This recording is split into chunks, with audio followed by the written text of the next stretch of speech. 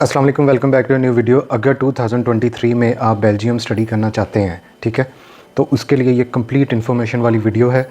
इसमें मैंने जो बेल्जियम की टॉप यूनिवर्सिटीज़ हैं उनके बारे में, उनका क्या एडमिशन रिक्वायरमेंट्स हैं, क्या उनका फ़ीस स्ट्रक्चर है, क्या आपकी वीज़ा रिक्वायरमेंट्स हैं, क्या आपकी जो है वो लिविंग कॉस्ट है बेल्जियम में, और क्या फ्यूचर अपॉर्चुनिटीज़ या आपके लिए जॉब की अपॉर्चुनिटीज़ बेल्जियम में हैं। तो वो सारा कुछ इस वीडियो में मैंने स्टेप बाय स्टेप कवर कर दिया है। कोई टाइम वेस्ट नहीं, कोई फालतू बात नहीं, बहुत अच्छी अपॉर्चुनिटीज़ है और ये सारा कुछ इस वीडियो में मैं बता रहा हूँ। तो चलते हैं वीडियो की तरफ। तो सबसे पहले हम बेल्जियम की यूनिवर्सिटीज़ की बात करते हैं। तो बेल्जियम जो है वो बिल्कुल सेंट्रल में यूरोप में है, ठीक है। यूरोपीय यूनियन का जो इसका ब्रसल्स जो इसका कैपिटल है, और इसमें तकरीबन हर जो यूरोप की जो भी, जिसको आप इसको कैपिटल बोल सकते हैं आप यूरोप का, ठीक है। यहाँ पे जो है इनकी यूरो करेंसी है। बड़ा एक जो खुशहाल मुल्क है यूरोप का, बड़ी अच्छी इकॉनमी है इसकी। एजुकेशन के हवाले से स्पेसिफिकली हम इसकी बात करें तो यहाँ पे बहुत अच्छी यूनिवर्सिटीज़ हैं, टॉप रैंक यूनिवर्सिटीज़ हैं। For example Catholic university of Leuven है जो 71 नंबर पे है। इसके अलावा यूनिवर्सिटी ऑफ लीग है, गेंट यूनिवर्सिटी है, ठीक है। तो कुछ ऐसी जो वर्ल्ड की टॉप रैंक यूनिवर्सिटीज़ हैं वो बेल्जियम में, और इंटरनेशनल स्टूडेंट्स के लिए बहुत अच्छी डेस्टिनेशन है, ठीक है।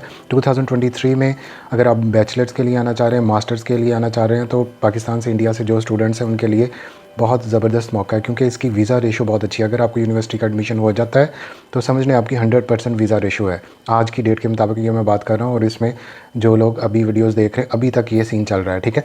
तो इसको ये बहुत ज़्यादा नेगलेक्टेड इसलिए है कि बहुत कम कंसल्टेंट इस पे काम करते हैं, क्योंकि कंसल्टेंट को अपना कोई कमीशन नहीं मिलता, तो इसलिए इसकी इन्फॉर्मेशन भी लिमिटेड है। स्कॉलरशिप्स की बड़ी अपॉर्चुनिटीज़ है, जो लाइक हैं स्टूडेंट हैं जिनको, लेकिन स्कॉलरशिप पे मैं इतना बात नहीं करूँगा, क्योंकि ये एक बड़ा वो जिसे कह सकते कम्पिटिटिव प्रोसेस है। इसमें सारी दुनिया से लोग स्कॉलरशिप में, उल्टा आपको यूनिवर्सिटी स्टाइपेंड देती है।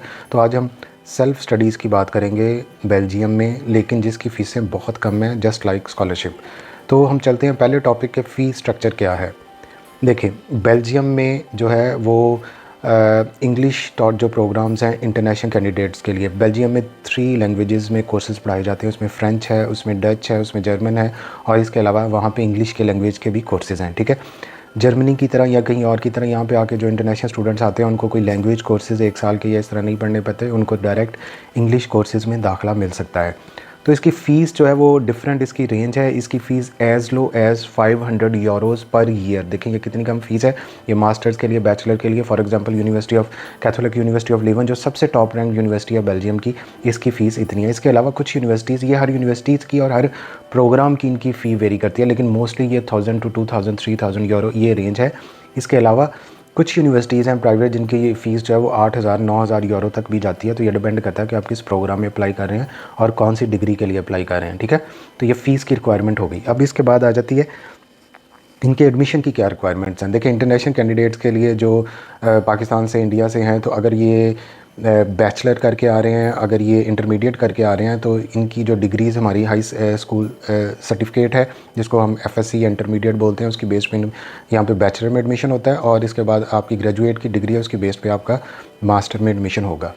अब ग्रेजुएट एफएससी के अगर हम बच्चों की बात करें, तो जो इंटरमीडिएट जिन्होंने क्लियर कर लिया है, high secondary school education complete कर ली है, और उनका मीडियम ऑफ इंस्ट्रक्शन जो है वो इंग्लिश था, ठीक है। यहाँ पे स्पेशली जो प्री मेडिकल और जो इंजीनियरिंग के बच्चे हैं या आईसीएस के बच्चे हैं या जिन्होंने बीकॉम किया हुआ है, तो उनकी जो ये सर्टिफिकेट है, ये यहाँ पे इस चीज़ को नोट कर लें कि ये आपका आईबीसीसी से, पहले आपका रिस्पेक्टिव बोर्ड से ये टेस्ट होगा, फिर आईबीसीसी से, और फिर मोफा से। अटेस्टेशन बहुत ज़रूरी है, जिसको इसके बाद आपके डॉक्यूमेंट्स की लीगलाइजेशन जो वीज़ा प्रोसेस में मैं बताने वाला हूँ, तो वो जो है उस टाइम पे आपको इसकी ज़रूरत पड़ेगी। और इसी तरह जो बच्चे बैचलर या मास्टर्स के लिए यहाँ पे आ रहे हैं, तो उसके लिए उनकी डिग्री और ट्रांसक्रिप्ट्स और साथ में हाई स्कूल सर्टिफिकेट जिसको आप इंटरमीडिएट बोलते हैं, तो ये आपका मिनिस्ट्री ऑफ फॉरेन अफेयर से और हायर एजुकेशन कमीशन से ये दोनों अटेस्टेड होनी चाहिए। इसी तरह जो इंडियन से स्टूडेंट्स हैं, इंडिया से देख रहे हैं, तो उनके अपने रिस्पेक्टिव कंट्री में जो उनकी कम्पिटेंट अथॉरिटीज़ हैं जो अटेस्टेशन करती हैं डिग्री की, तो वो करवाना लाजमी है। ये बात ज़हन में रख लें, फिर आप आगे एलिजिबल होते हैं, फिर ही आपके डॉक्यूमेंट्स को जो है वो यूनिवर्सिटीज़ वेरीफाई करती हैं, और ये वीज़ा प्रोसेस में आपने इनको लीगलाइज़ करवाना होता है, ठीक है। इनकी रिक्वायरमेंट्स के हवाले से जो सबसे इम्पॉर्टेंट चीज़ है वो आपकी अटेस्टेड डिग्री है, आपकी ट्रांसक्रिप्ट्स हैं, आपका जो है वो पासपोर्ट स्कैन है, आपकी पिक्चर्स हैं, इसके अलावा आपका यूनिवर्सिटी का एप्लीकेशन फॉर्म है जो वो आपने फ़िल आउट करना है, और इसके अलावा जो है वो आपका इंग्लिश प्रोफिशिएंसी सर्टिफिकेट है या इंग्लिश की रिक्वायरमेंट है, जिसके बारे में मैं अभी बात करूँगा, ठीक है। तो इंग्लिश रिक्वायरमेंट सबसे बड़ा गले की हड्डी जैसे जब फंस जाती है आपके, जो सबसे बड़ी प्रॉब्लम है पाकिस्तान इंडिया में, वो है आइज़ या इंग्लिश प्रोफिशेंसी लेटर्स। वो आपकी सर्टिफिकेशन जो जस्टिफाई करती है कि आपको इंग्लिश आती है, ठीक है। वैसे तो आप सबकी इंग्लिश बड़ी ख़राब है, लेकिन फिर भी कुछ यूनिवर्सिटीज़ में, बड़ी खुशी की बात यहाँ पे बताऊँगा कि कुछ यूनिवर्सिटीज़ में ऑप्शंस हैं जहाँ पे बगैर आइल्स के आपका बेल्जियम में एडमिशन हो सकता है। मैं उनके नाम नहीं लूँगा यहाँ पे, कॉन्फिडेंशियल है, क्योंकि फिर हर बच्चा, आप इसकी खुद रिसर्च कर सकते हैं। जो बच्चे मेरे से कमेंट्स में या मैसेजेस में कॉन्टैक्ट करेंगे, I will definitely provide them. तो नॉर्मली इसके अलावा यहाँ पे जो है वो देखें, अगर आपने बाहर आना, ये चीज़ अपने दिमाग में पल्ले में बांध लें कि आपको आइल्स की ज़रूरत पड़नी है। जब आप आइल्स कर लेते हैं, फिर आपके पास हर कंट्री की रिक्वायरमेंट जो है वो पूरी हो जाती है। 6.5 आइल्स जो है वो मिनिमम 6 होना चाहिए आपका किसी भी जो है वो किसी भी मॉड्यूल में, ठीक है। 6.5 और 6 ये है जो मिनिमम किसी भी मॉड्यूल में, ये आइल्स मोस्टली एक्सेप्टेबल होता है हर यूनिवर्सिटी में। और लाजमी तौर पे अब कुछ बच्चे आते हैं मेरे पास, सर मैंने आइल्स किया, कितने बैंड है? 4। इतने बैंड है 4.5। यार आइल्स देना मसला नहीं है, आइल्स पास करना मसला है। तो इस चीज़ को आप अपने दिमाग में बिठा लें। तो यहाँ पे हम बात कर रहे थे, कुछ यूनिवर्सिटीज़ में ऐसी ऑप्शंस अवेलेबल हैं जहाँ पे सिर्फ आपका इंग्लिश प्रोफिशिएंसी सर्टिफिकेट होता क्या है कि इस बच्चे की ये जो रिक्वायरमेंट्स हैं, इसने पिछली एजुकेशन जो है इसकी आइदर सेकेंडरी स्कूल एजुकेशन है या इसकी यूनिवर्सिटी की एजुकेशन है, ये इंग्लिश में थी, ठीक है। और वो आपने अपने लास्ट इंस्टीट्यूट से वो लेटर लेना है, उसकी बेस्ड पे यहाँ पे एडमिशन हो जाएगा। लेकिन जो यूनिवर्सिटी ये ऑफ़र करती है उनके लिए आपको मोटिवेशन लेटर चाहिए उस प्रोग्राम के लिए स्पेसिफिकली। फिर आपकी जो है वो एप्लीकेशन जज होगी, आपको वो लेवल को फिर वो वेरीफाई करेंगे और फिर उसके बाद जो है वो आपको एडमिशन देंगे। तो यहाँ पे आपकी जो है वो इंग्लिश रिक्वायरमेंट की पूरी होती है। अब जहाँ पे बात आ जाती है आपकी ग्रेड्स की, तो अगर मैं ग्रेड की बात करूँ तो ग्रेड्स में डेफिनेटली जो हाई ग्रेड स्टूडेंट्स हैं उनका जो है वो ज़्यादा उनके चांसेस होते हैं। लेकिन अगर आपके ग्रेड्स कम भी हैं, 2.0 2.5 CGPA वाले बच्चों का भी एडमिशन हो जाता है। मैं खुद पर्सनली ऐसे बच्चों से मिला, इसी तरह जिनके 50% मार्क्स हैं इंटरमीडिएट में, उनका भी एडमिशन हो जाता है। लेकिन आपने की बाकी रिक्वायरमेंट्स पूरी होनी चाहिए। देखिए, अगर आप आइल्स कर लेते हैं, आपके एजुकेशनल ग्रेड्स कम भी हैं, तो आपके पास ऑप्शन बढ़ जाती है बाकी यूनिवर्सिटीज़ में अप्लाई करने की। जहाँ पे एक यूनिवर्सिटी आप चुनते हैं कि जो आइल्स के बगैर ले रही है, तो 10 यूनिवर्सिटीज़ अवेलेबल होती हैं जहाँ पे आइल्स की ज़रूरत होती है। कि क्या वीज़ा रिक्वायरमेंट्स क्या हैं, ठीक है।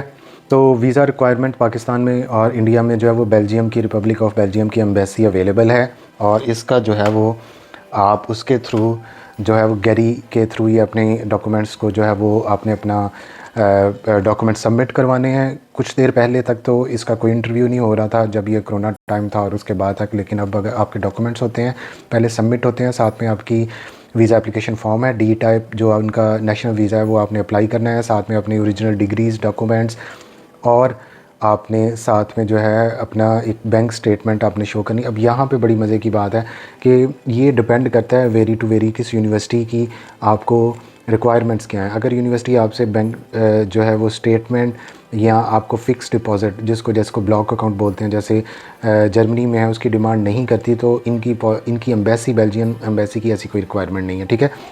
और आपने अपनी पूरी फ़ीस पे की हुई हो, और इसके अलावा बेटर ऑप्शन ये है यूनिवर्सिटीज़ का कि आपने 725 पर मंथ जितना कॉस्ट है यूरो पर मंथ, इस हिसाब से अगर आप मास्टर्स के लिए आ रहे हैं 1.5 ईयर्स के लिए, तो इतने पर मंथ आपने अपनी कॉस्ट वहाँ पे सबमिट करवानी है। बैंक में अपनी फ़ीस जो है वो एज ए फ़िक्स्ड अमाउंट या ब्लॉक अमाउंट जिसको आप कह सकते हैं वो आप डिपॉज़िट करवा दें अपनी। तो फिर ये आपके वीज़े के चांसेस बहुत ज़्यादा बढ़ जाते हैं कि आपके पास ऑलरेडी इतनी सेविंग्स हैं कि अब आपको फ्यूचर में वहाँ पे प्रॉब्लम नहीं हो। तो ये बैंक स्टेटमेंट के हवाले से यूनिवर्सिटी टू यूनिवर्सिटी डिपेंड करता है। कुछ यूनिवर्सिटी ब्लॉक अकाउंट मांगती हैं, कुछ नहीं मांगती, और अगर वो मांगती हैं तो फिर आपने उसका प्रूफ जो है वो एम्बेसी में प्रोवाइड करना है और आपने साथ में अपना एडमिशन लेटर लगाना है, ठीक है।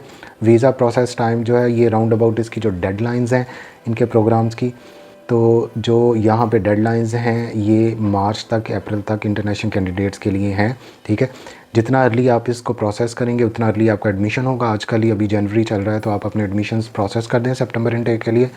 तो जैसे ही एडमिशन होता है आप वीज़ा प्रोसेस कर दें। वीज़ा प्रोसेसिंग टाइम भी 3 to 4 जो है वो आलमोस्ट 2 to 3 मंथ्स लग जाते हैं, सारी डॉक्यूमेंटेशन, लीगलाइजेशन और सारा कुछ। तो ये काम सारा बड़ा स्मूथली हो जाएगा। मैं कोशिश कर रहा हूँ कि इस सारी वीडियो में इसको बड़ा जल्दी से समराइज़ कर दूँ ताकि आपको प्रॉब्लम ना हो। अब अगली हम बात करते हैं कि यहाँ पे लिविंग एक्सपेंस क्या है। देखें, अगर आप यूनिवर्सिटी के हॉस्टल में जाते हैं या कहीं पे आप single room as a single student जाते हैं तो आपका 300 टू 400 यूरो में बड़ा अच्छा आपका एक लिविंग इंडिपेंडेंट स्टूडेंट का, पूरे जंजाल पूरे का नहीं, फैमिली का नहीं, तो ये बड़ा अच्छा मैनेज हो जाता है। जो आपकी लिविंग कॉस्ट है ये अराउंड अबाउट जो ग्रॉसरी या जो खाना पीना है ये 700 से 800 यूरो है पर मंथ, ठीक है। और ये टोटल एक्सपेंस जो है अगर ये रेजिडेंस डाल के और ये डाल के तो 1500 यूरो में आपका एक बड़ा अच्छा जो है वो गुजारा हो जाता है एक स्टूडेंट का, इंडिपेंडेंट जो अकेला स्टूडेंट है जो चढ़ा है। और ये बड़ा इजीली मैनेज हो जाता है आपकी पार्ट टाइम जॉब्स में। पार्ट टाइम जॉब्स की ऑप्शंस जो हैं वो मैं अभी आपको बता देता हूँ, बड़ा ब्रीफली इस पर एक अलहदा से वीडियो बना दूँगा अगर आप लोग डिमांड करेंगे। तो पार्ट टाइम जॉब्स में जो है वो वहाँ पे है, आपने बर्तन धोने ऑफ कोर्स, आपने जो है वो फूड डिलीवरी करनी है, आपने जो है वो लॉजिस्टिक्स का काम करना है, आपने फैक्ट्री में पैकेजिंग कर सकते हैं, आप कोई अगर समर में है तो आप कोई फ्रूट वगैरह भी तोड़ सकते हैं, यहाँ पे बियर भी बनती है और आप अंगूर के बागों में अंगूर भी तोड़ सकते हैं और फिर आप कह सकते हैं अंगूर खट्टे हैं। तो ये कुछ बातें, अगर इसमें मैं कोशिश तो की है कि सारी इन्फॉर्मेशन को बड़ी जल्दी से क्विकली इसमें मैनेज कर दूं, लेकिन फिर भी कुछ बातें अगर रह गई हों तो आप कमेंट्स करें, मैं उसका रिप्लाई करूंगा। हर बच्चे को रिप्लाई बैक करता हूं। मेरे चैनल पे आपको पोलैंड, यूरोप के हवाले से और इवन यूके में जो है वो एजुकेशन के हवाले से, इमिग्रेशन के हवाले से बहुत सारी ऐसी इन्फॉर्मेशन मिलेगी। और आपको अगर ये मेरी वीडियो अच्छी लगी है तो इसको लाइक एंड सब्सक्राइब कर लें, ठीक है। Thank you.